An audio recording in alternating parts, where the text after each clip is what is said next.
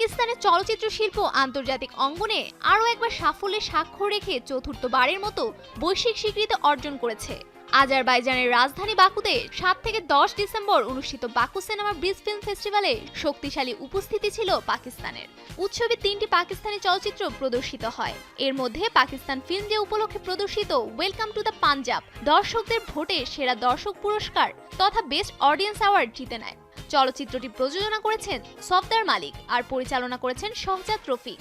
পাকিস্তানি প্রতিনিধি দলের মতে এই অর্জন পাকিস্তানি সিনেমার ক্রমবর্ধমান আন্তর্জাতিক প্রভাবেরই বহিঃপ্রকাশ। পাকিস্তানের তথ্য সম্প্রচার মন্ত্রণালয় জানায়, ডিজিটাল মিডিয়া ও ফিল্ম পলিসি সংস্থা আন্তর্জাতিক পরিমণ্ডলে পাকিস্তানকে কার্যকরভাবে উপস্থাপনে গুরুত্বপূর্ণ ভূমিকা রাখছে।